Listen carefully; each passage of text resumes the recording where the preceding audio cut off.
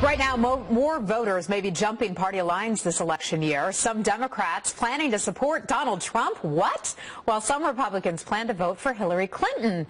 Now, this phenomenon making it difficult to gauge where the race stands in some key states. Capri Cafaro is a Democratic state senator and former Ohio Senate Minority Leader. Welcome. And Ian Pryor is a communications director for American Crossroads. And welcome to you also, Ian. Hi, Heather. Let's start with you. Republican women, some of them say they're going for Hillary or they'll just stay home. Some Democrats, some men say that they're going for Trump. So why is this year so unique in this way?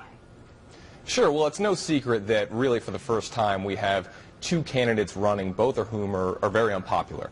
But, you know, you look at Hillary Clinton, this is somebody that I've even categorized three spots where Democrats may either stay home or go and vote for Donald Trump.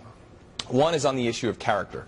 You don't have to be a Republican to be sick and tired of someone like Hillary Clinton lying, breaking the law, and getting away with it for close to 4 decades now. The second area is economic. You look at Hillary, you look at the Democratic Party, where their platform is going, and you can see white working-class families in Rust Belt states that say, this is not my party anymore. This party has gone too far to the left, and they're not looking out for me. The third spot, I think, is security. You look at security, you look at what's going on, threats from abroad, threats from within.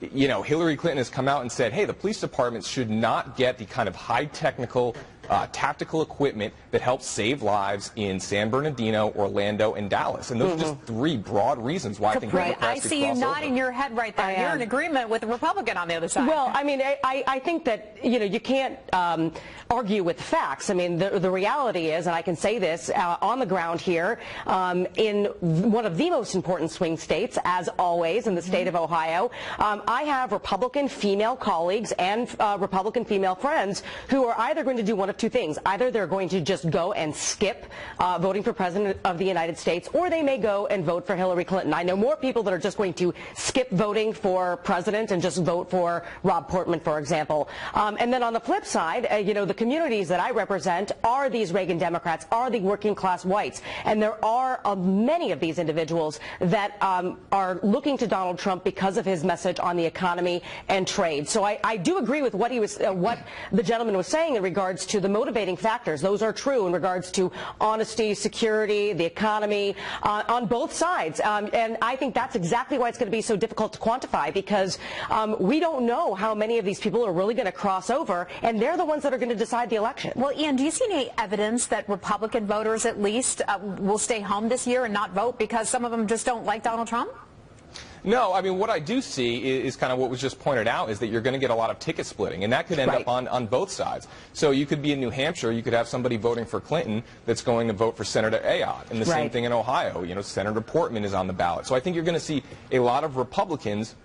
Maybe they don't come out to vote for Trump, but they will come out to vote for their incumbent senator. And likewise, you'll see Democrats that come out and, you know, maybe they'll vote for Trump and maybe they'll split their tickets. So the real interesting stuff, I think, could come down ballot. And these important demographics. You were just saying the real interesting stuff could come down ballot. You're absolutely right about that. I want to ask you both about a second subject, and that is Veep stakes breaking just right now. An aide confirms that Indiana Governor Michael Pence will attend Donald Trump's campaign rally in Indiana tomorrow night. Carl Cameron was reporting that just a short while ago. Pence is expected to accompany Trump to earlier fundraisers in Indianapolis that same evening. He's considered to be at the top of the list for Trump's VP. Can I jump on this, please? Yeah, go right ahead. What does he bring to the table? Well, here's the deal. Because just as we were talking about these crossover voters, picking a guy like Mike Pence actually alienates the Reagan Democrat in a state like Ohio. And here's why. Because of his stance on right to work.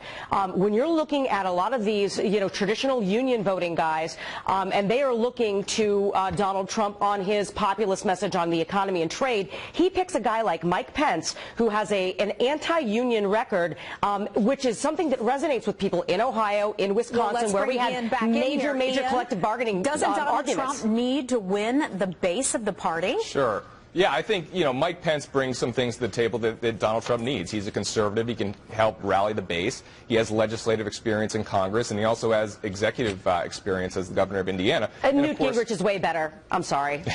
There's also General Flynn, who I think is a wild card in this whole calculation.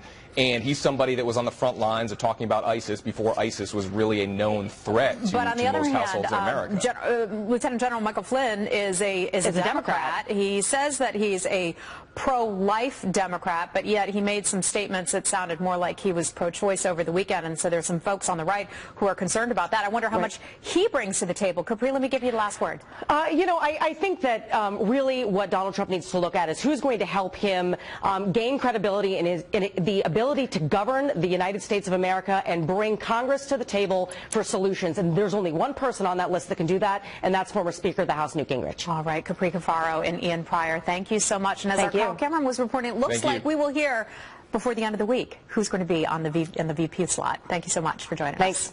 Thanks.